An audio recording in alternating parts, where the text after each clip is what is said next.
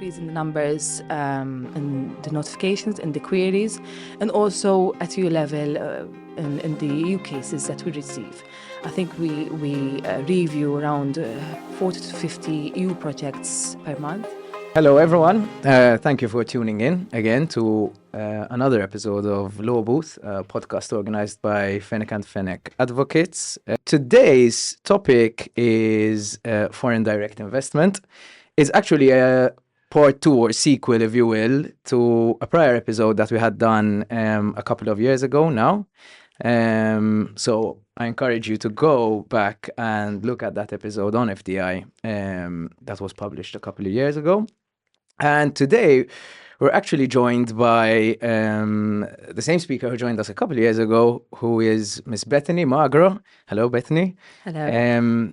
Bethany is the COO of the National Foreign Direct Investment Screening Office in Malta.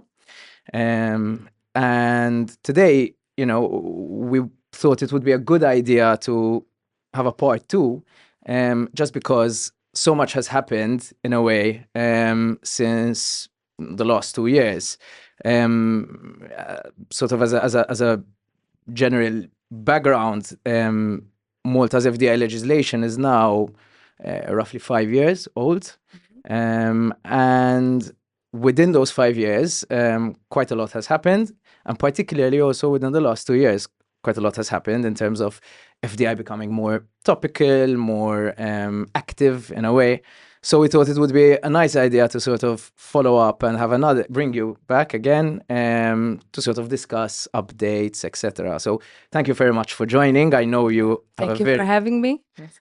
I know you have a very, very busy schedule, so we really appreciate you making the time to come back. I think what would be maybe helpful is if I sort of just give a very brief reminder, explainer on FDI, even from a sort of legal perspective. So Malta's FDI regime, as I said, has been in place since 2020. It stems from the EU FDI regulation, which incidentally, at the moment, there are also discussions at an EU level to amend that regulation, and we'll hopefully have the time to discuss that a bit. And just for the benefit of sort of the people who are watching us, FDI essentially is foreign direct investment. It, you know, as I understand it, and you would speak better to it, but it covers investments that are happening in Malta in certain key industries. And that are made by foreign investors. And when we're talking about foreign investors here, we're saying non-EU investors. Exactly, yes. As you rightly pointed out, the FDI screening regime is grounded into main pillars. At EU level, there's the EU regulation, it's the 119452. Which came into force in October 2020. And at national level, there's the National Foreign Direct Investment Screening Office Act, which is a mouthful. Chapter 620 of the Laws of Malta, which was introduced in the same year, October 2020, to complement and implement the provisions of the EU regulation, of course. And yes, and as you rightly pointed out as well, the FDI regulation refers to foreign direct investment, right? So foreign direct investment refers to an investment made by non-EU investors aiming to establish long-lasting links and direct links into Malta. And when we say long-lasting links into Malta, there needs to be an economic activity, one which satisfies one of the sensitive activities listed in the law. There's critical infrastructure, critical technologies, critical inputs, sensitive data, and media. So those critical activities need to be met in order for the notification process to apply. Thank you. That was very, very helpful and very concise. So thank you. Within that framework that you just sort of explained, first off, I think it would be helpful to understand what the role of the office is. Yes. Essentially, the role of the National FDI Screening Office, this was set up, of course, in April, I think, 2020. We were discussing the regulation with the Commission, and then eventually the national law was transposed and adopted nationally. So yes, I mean, it is responsible for the screening of foreign direct investments. And essentially, we assess these investments on grounds of security, national security, and public order. And part of the screening process, what we do is we also coordinate at EU level with our counterparts, EU counterparts, and the Commission on such investments, and at the same time on those investments that are being screened at EU level, because this is a EU-wide framework, right? Screening is not just present in Malta; it's present in other jurisdictions. So when we screen FDI, we are obliged to notify to the FDI to other EU counterparts and the Commission to allow them to provide comments or else request additional information on such investments, because it could be the case that such investments could have implications on their national security, on their public order, through subsidiaries, for instance. I could provide an example. There is an FDI happening here. It is being screened. We triggered the EU mechanism, and from the information that was provided to us from the parties here in Malta, it was found that the investment has, or the investor intends to operate in other EU jurisdictions, for example, Italy or Austria. So in that case, I, as an authority, have to inform those counterparts in question to let them know that there's an FDI happening here, but at the same time, there's an intention for the investor to infiltrate that jurisdiction as well. So this mechanism would give the opportunity for that member state in question to intervene by way of comments, by way of requests, to ascertain that such investments do not pose a risk to their national security. And if it does, they can comment in a sense that they can suggest mitigating measures and provide specific assurances and safeguards that would help promote better protection for their assets in question. Yes. So that would be the EU cooperation mechanism, right? That you're referring to. Yes, Okay. exactly. And how, just for my knowledge, how would it work? So would you notify all the member states that there's an FDI happening in Malta? So sort of, is it a generic notice going to all the member states, or is it in your review you have seen that this particular business, let's say, will have activities in Italy or in Austria, and then you just notify the Italian and Austrian authorities? Now, when there's an investment undergoing screening in our jurisdiction, there is an obligation to notify all member states and the Commission of that investment undergoing screening. That's Article 6 of the EU regulation. And there are cases which are notified bilaterally to specific member states if we see that such investments, if they are not subject to screening in Malta, but they have an impact on strategic assets in other jurisdictions overseas. So we are also obliged in those cases to notify those member states concerned of such investments taking place here. This would help such member states to carry out their own screening, because if by law here such investments are not subject to screening, still they could be subject to screening in other jurisdictions because in substance the operation is happening elsewhere. Got you. Thank you for that. So you're in your fifth year of operation. How would you say, and you, as I understand it, you were there from the very beginning. Yes. So how would you say... I'm the old one. The most senior. We prefer the term senior, maybe. Għax oldu. How have you seen the office and the role of the office sort of change over the year? Because at least from a practitioner perspective, you know, I could also see that the level of, let's say, sophistication and perhaps even resources being dedicated to your work has increased over the year. I can also say that, you know, recently you launched a website, which is very nice, well done. And as I'm saying, I've noted more maybe not sophistication, but more, you know, activity from the office's end. So since you've been there from the beginning, how would you say that has developed?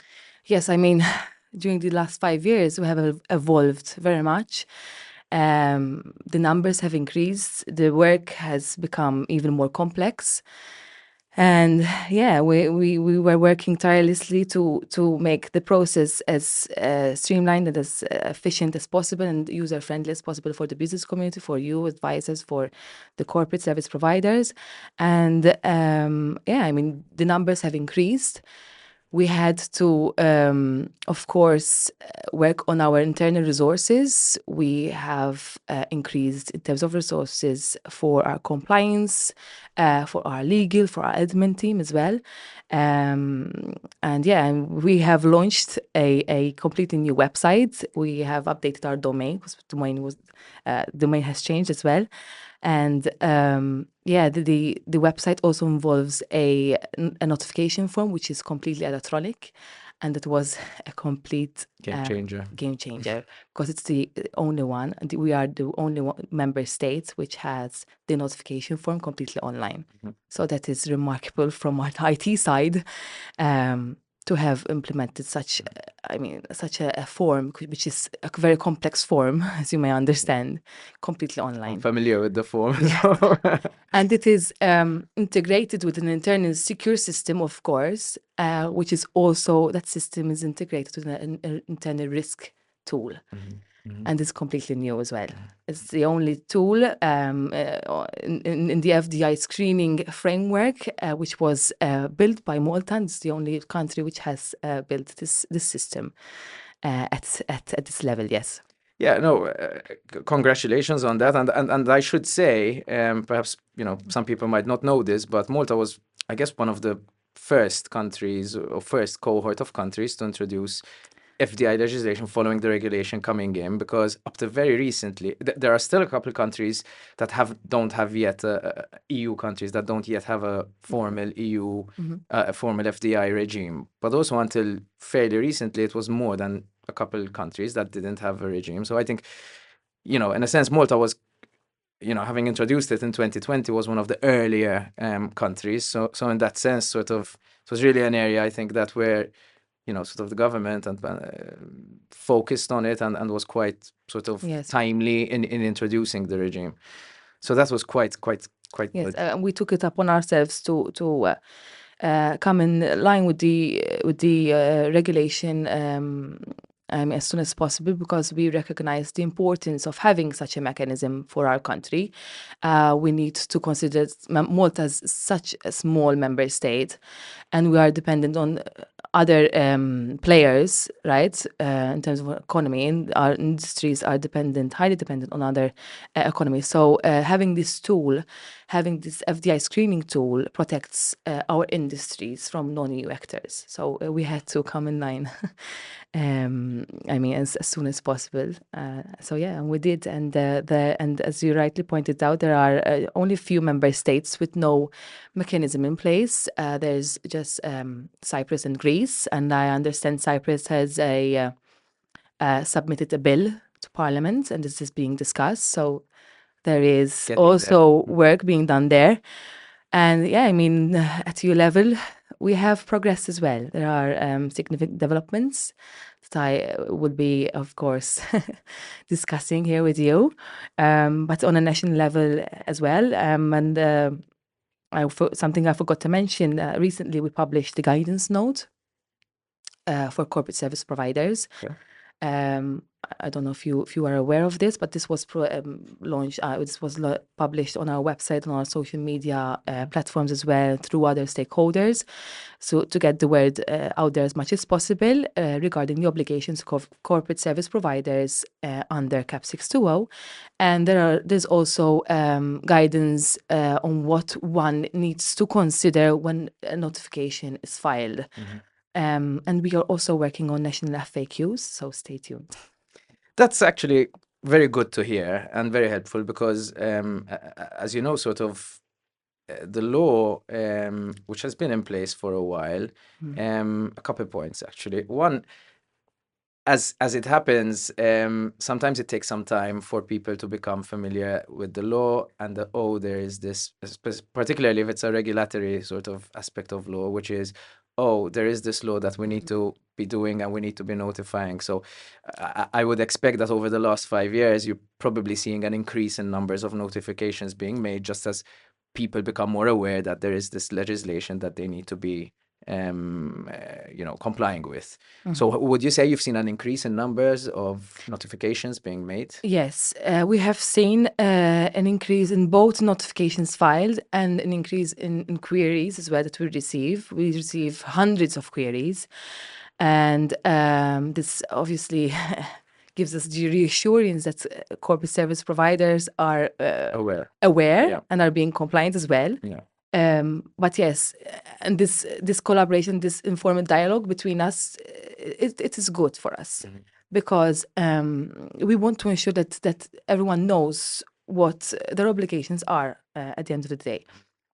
Yes, we are seeing an increase in the numbers, in the notifications, in the queries, and also at EU level in the EU cases that we receive. I think we review around 40 to 50 EU projects per month. Wow. These are very complex projects, obviously, as you may understand. And So when you say, sorry to interrupt you, when you say projects, it's FDI happening in a different member state that you would have obviously got notified of. And then, so you have to obviously look at that as well to see if there are any Malta impacts, essentially. Yes, of course. Yes, we have to review them in detail. And most of the time, the notifications are not just the notifications themselves. They contain many other documents supplementary to the notification. And we have to carry out our own review to determine whether such notifications present any implications on Malta, in general, on Malta's strategic assets, on Malta subsidiaries, on perhaps disruption to perhaps supply chains, affecting market Maltese entities. So yes, we have to carry out on our own review and intervene where necessary. So this actually leads me nicely to my next question. So really, sort of within your remit of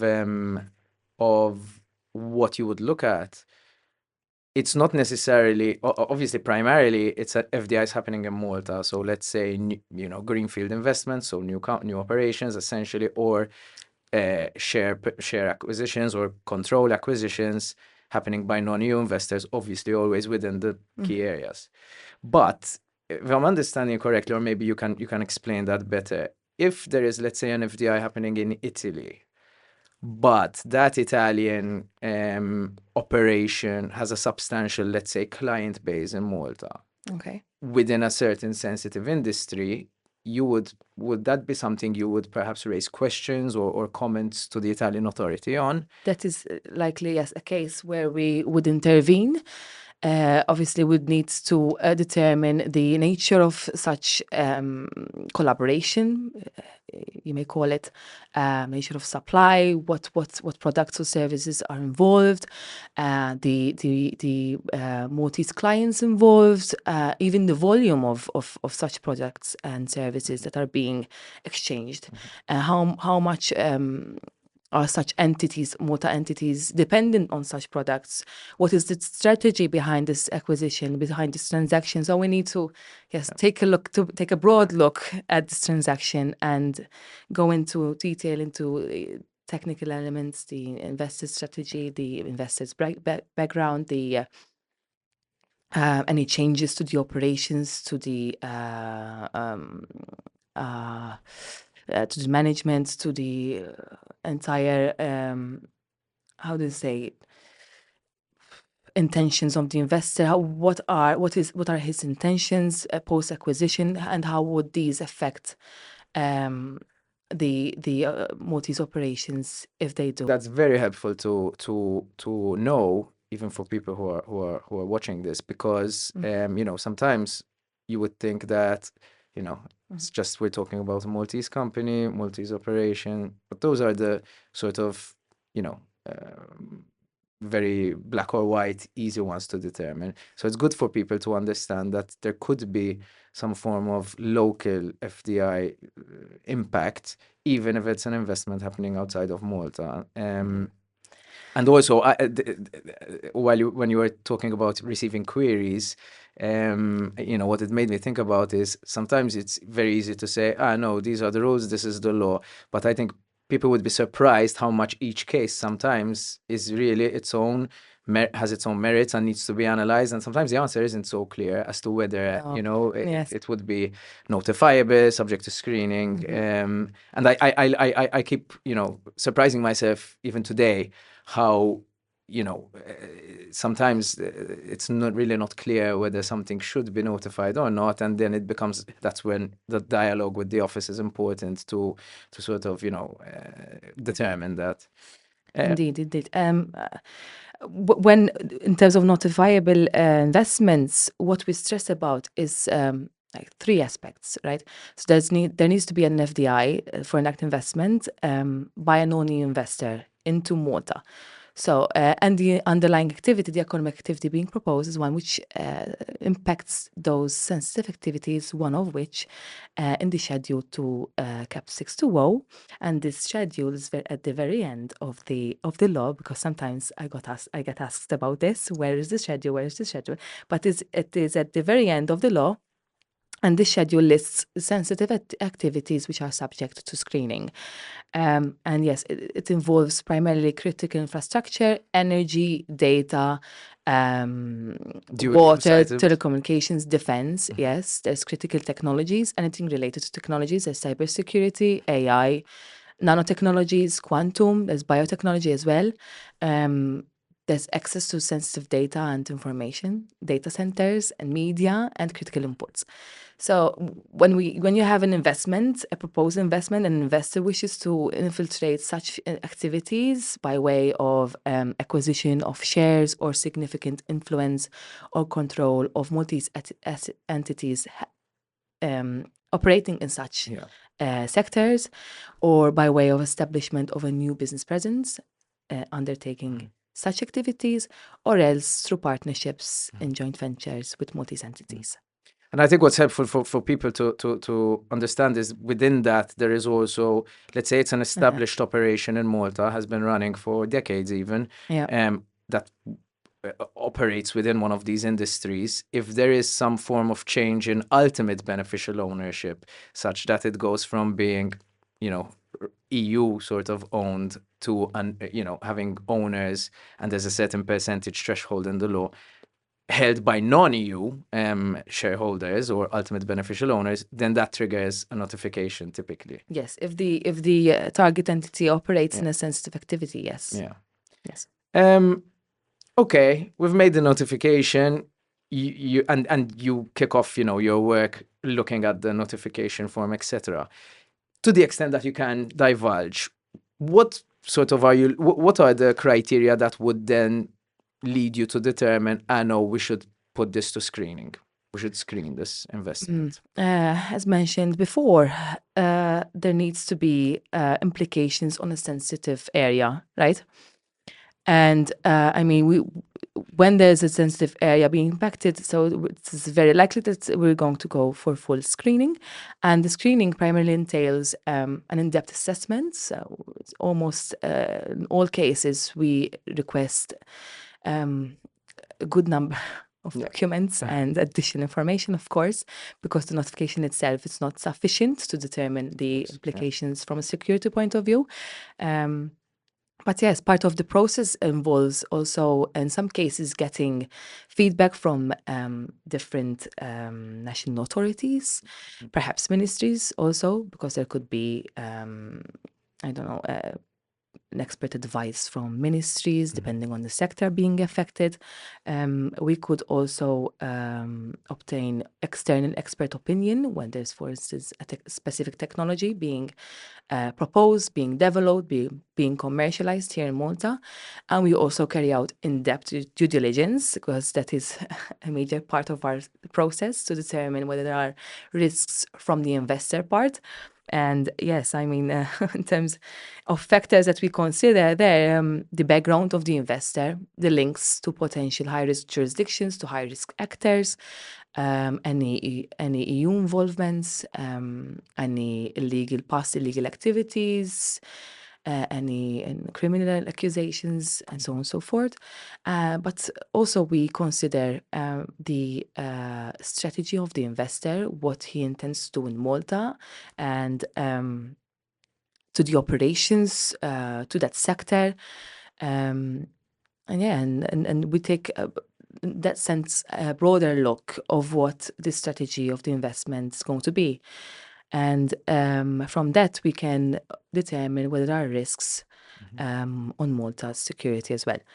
And part of the screening, we have to trigger the EU mechanism, which is the EU process, which I briefly mentioned before. This entails submitting the information to our counterparts at EU level. We have a secure EU IT system. This was provided by the Commission, so it is safe. And through this system, we can transmit the information and exchange with our counterparts in a secure way. On such transactions, there could be instances where the member states and the Commission request additional information on a specific transaction. It's either they want to get our view as an authority on the transaction, or otherwise they want to get information from the investing parties. Depends on the case. And yes, and we have to get that information and requested by the investing parties and provide that information to the requesting parties at EU level. Yes, it is quite a process. Yes, it usually takes around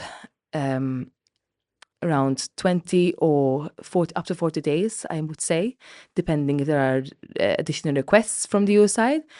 But at the national level, the process would take around 60 days.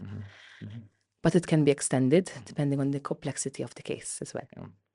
Yeah, and also, of course, if information is not forthcoming, there's a standstill in the period.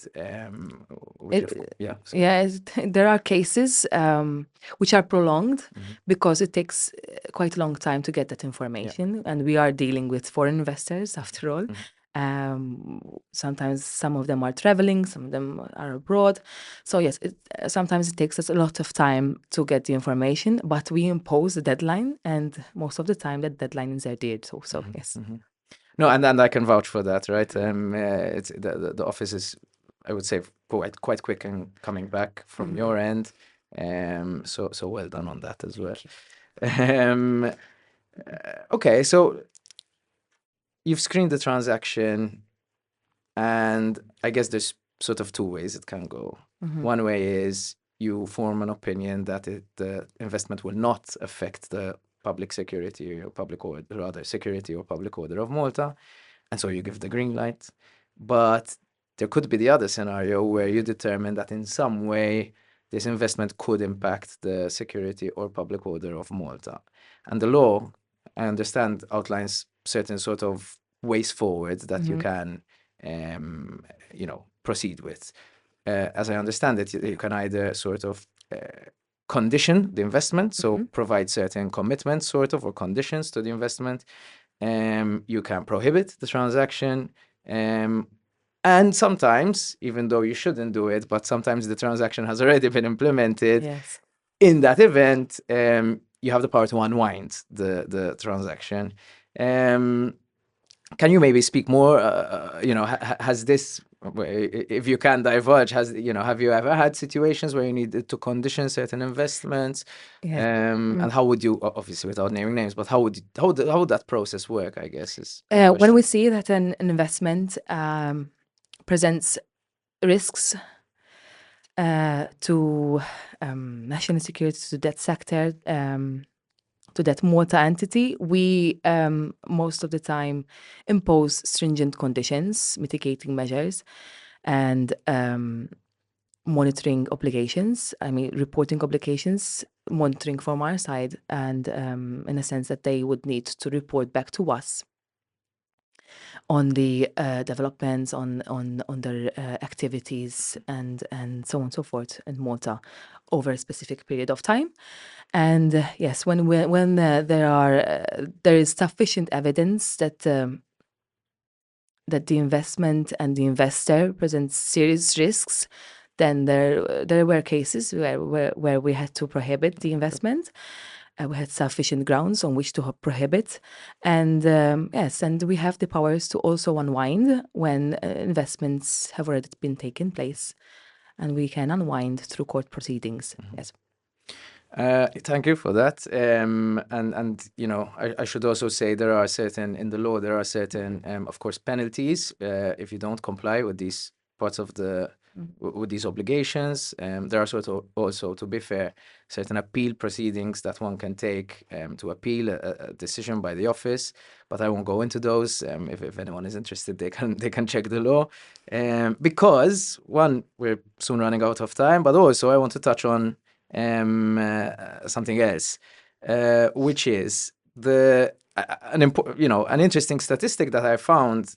The European Commission in October, just now, a few weeks ago, published its 5th annual report on FDI, on screening of FDIs into the EU. And what I found quite interesting is that since 2021, they've increased by 15%. So clearly there is more activity even at an EU level that's happening.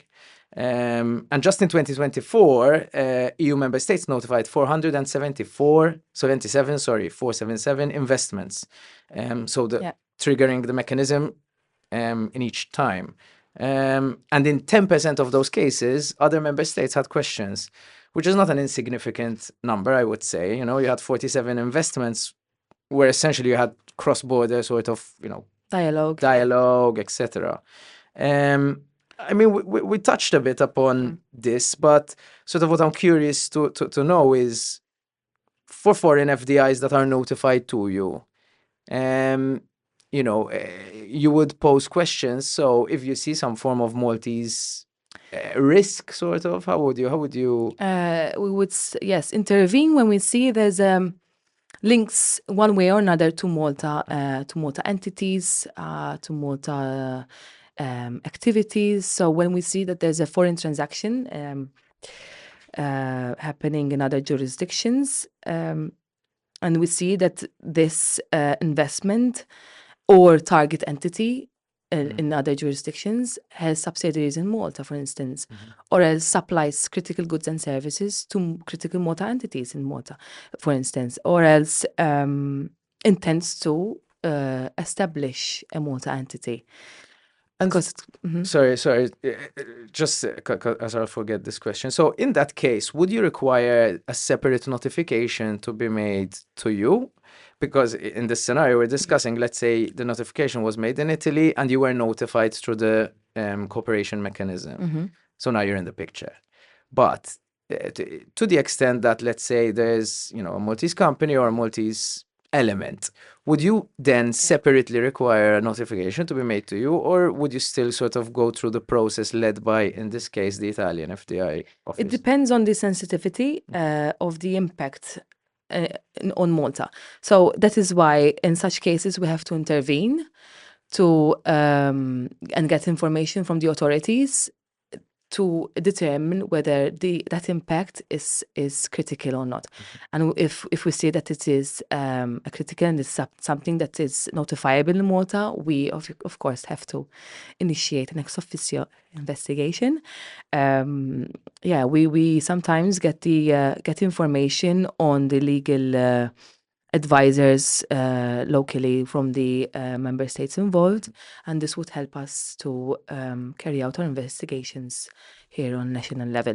So that's important for people to note as well, that you do have ex officio powers. So you do have the powers of your own initiative, sort of, to initiate the process of screening, I guess, in this case. Thank you, because I really had that question in mind for a while. That's why I interrupted you earlier. So thank you for clarifying that.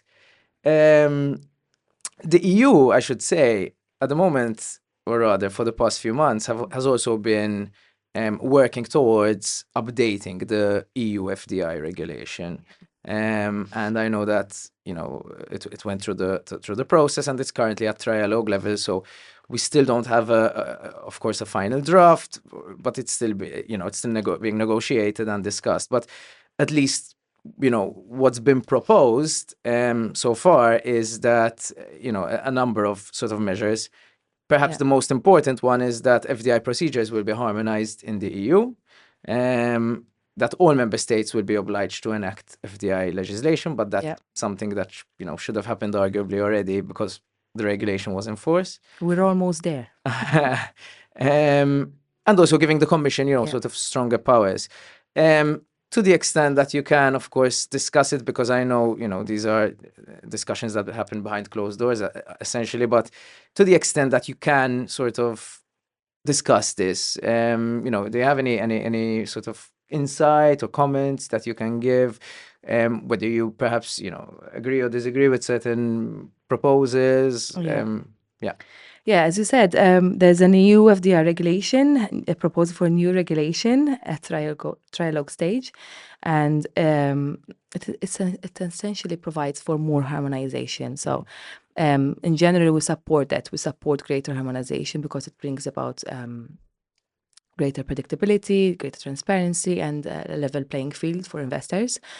However, at the same time, what we would encourage is for member states to maintain national discretion, because we each of us face our own risks and our own economic structures, and for that reason we have to have our own national discretion. And what I strongly believe is that coordination should be balanced, but at the same time, member states should maintain their ultimate control on national security decisions.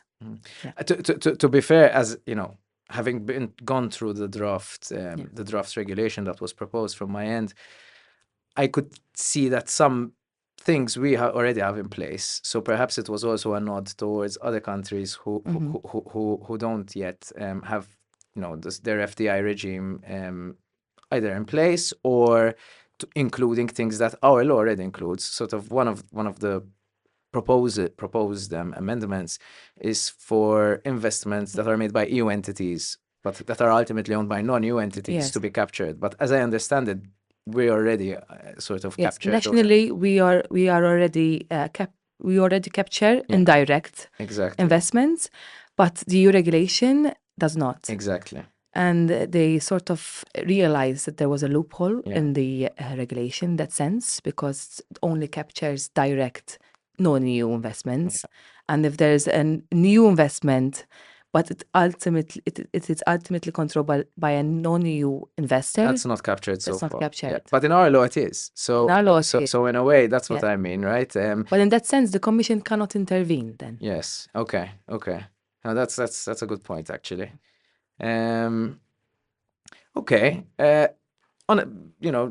Wrapping up here.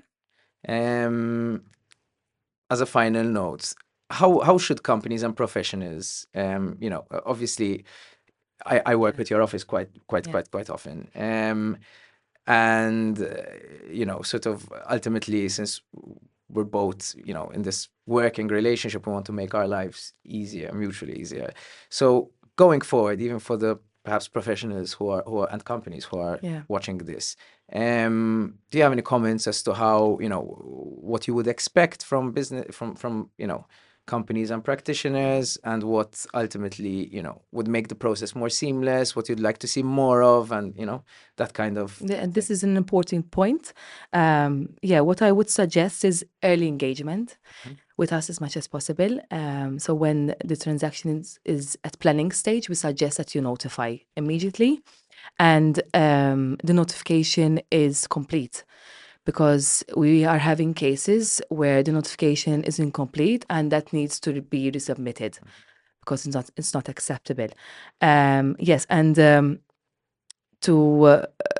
I would suggest as well for advisors to verify the information that is provided to us, to verify its completeness and its accuracy, and to make sure, of course, that the information is complete once again and that is duly submitted to us. And finally, what I would also suggest is to engage proactively with us. We appreciate when advisors and the business community engages with us on an informal level, because it, of course, promotes further certainty for the business community as a whole. And we like to engage with the business community in general to make sure that all queries are addressed and everyone knows what needs to be done and what is expected from them. Thank you for that. From my end, as I said, since we work, quite closely sometimes, what I will say is that even clients comment how sort of, forthcoming the office is in terms of clarifying certain points and queries, etc. I think what perhaps might be helpful, to the extent that this is not already, in place, is sometimes it's helpful for them to get a full list of what is sort of expected for them from an information perspective, just because it manages even their expectations, to know that, this is the list of things that they will require. Having said that, I do appreciate that this is a bit of an investigative process from your end. So you might, request 4 things, and then in analyzing those 4 things, realize that you need to then ask for more information. But and I know it's not easy, but to the extent that it is possible, having, sort of a more, some form of list, that we can provide to companies, to investors, I think would make, would make our lives easier, but also manage their expectations in terms of what information is required. Yes, of course. I believe there's a list of guidelines on the website. Okay. I'm not too sure if there's a specific list on information that we would normally request. Of course, we will. I will see what we can do from our side in that respect. But I mean, normally in the new FDI, we request a business plan, and that is something that is included in the guidelines for corporate service providers to know that if it's a new investment, we need a business plan, of course. But yes, together with the financials and estimates, and of course, but since our inception, we have always adopted the case by case, because in the beginning it was learning experience for all, Of course. and still is in certain cases. But it's sort of, you cannot really apply a one case approach to all cases, so to speak, because in each case depends different risks. There's a different sector, there are different players involved. Whether or not there are EU entities involved is also unknown. So it's sort of a case-by-case approach that we need to adopt. And this is also a case-by-case approach that is adopted by all member state authorities for FDI screening. So yes, we try our best to streamline the process as much as possible, to make the process as efficient and effective as possible. But if a case is coming from high-risk jurisdiction, for instance, there are links to high-risk players, we need the information, of course, because after all, we are assessing cases from a security point of view, and this merits an in-depth and a thorough investigation. No, absolutely. And as I said, probably there are some cases where, in analyzing the information that has been provided already, that is when you realize or determine that you need then more information. So I really get the whole case by case basis point. One last question, because it came to me just now. Historically, or at least let's say outside of Malta, typically FDI, at least the legal teams that handle FDI also handle competition filings, so filings in terms of merger control, etc. Mostly because the process is quite similar. Okay. Is there some form of, let's say, collaboration, or are they completely distinct? The FDI, well, I know they're distinct in terms of their setup, but is there some form of, let's say, collaboration or interaction between the FDI office in Malta and the Office for Competition at all? Or it depends. In the notification, one would need to include information on other procedures. Okay. That need to be followed.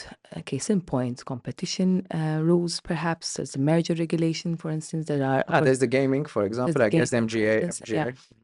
So yes, one would need to inform us if the investment in question needs to undergo other scrutiny Yeah. by other entities. So yeah, in such cases, if we see that there are other entities involved, we of course we feel that we need to engage with them directly, and we do. Because of course we need to get the assurances from their side, from their point of view. While the scope is different, our scope is different, their scope is different, this feedback helps us in getting all the information. And after all, at the end, when we go to the decision, we need to be sure that we are on the right way. So yes, that would help us give us this better assurance that we are, if we are going to approve, we are approving, and we have all things on record and everything. Yes. Yeah, because sometimes, as you're rightly saying, it's not just an FDI, FDI that you need to be looking at, but if, let's say, it's a licensed company under the MGA Act, or maybe the MFSA as an insurance company or a credit institution, those are separate processes that, of course, need to go on. But obviously, you need the assurance that that's happening, and they probably need the assurance that it's also being looked at. Yes, exactly. And most of the time, and the sectors that are listed and subject to screening are most of them regulated already. So while we have to investigate from a national security point of view, and we have to cooperate on a new level under the mechanism, we have to also look and ensure that the national interests are safeguarded. And part of that process, we have to get the feedback from the national regulator as well. Yeah. Great. I don't have any more questions. Thank you very much for coming. It was really, really helpful and much appreciated. I don't know, do you have any final maybe comments that you would like to make? Or yeah, I mean, from my side, what I want and what I would stress is that what I said earlier, as much as possible, you, the business community, the advisors, corporate service providers, ensure that the information submitted to us is complete, is verified from their end, because this would help avoid unnecessary delays in the process, and even gives the certainty for investors when they, of course, come and invest in Malta. But yes, that is all from my end. As you would understand, Luca, the global investment regime is changing, and it's changing rapidly, and FDI screening as a tool is increasing in terms of its role and even its importance. So we are going to see FDI screening play a bigger role in safeguarding our country's assets, as well as its competition position and even its attractiveness to investors. So from my side, I will, of course, as an authority, commit to continue to work closely with the business community to ensure that the process is effective and efficient as possible, and to ensure that, after all, Malta remains open to investment, but also resilient to risks. Absolutely. And, I think a good point to make is just because, a transaction is being screened, it doesn't mean there's anything wrong. What people need to understand, and clients, is that there is this process that ultimately is just ensuring that, the transaction and the investor and the investment are, of good repute, and that there are no risks, that are being introduced through this investment. But otherwise, it's nothing wrong has happened, and it's just a process that needs to happen. And if everything is fine, then the screening will ultimately result in the transaction being cleared. So exactly, yes. So that's important. Thank you once again. Thank you for having me. It was really nice to have you. I appreciate you have a very busy schedule. And thank you to everyone who joined us for this and who's still listening by now. And I wish everyone a nice day.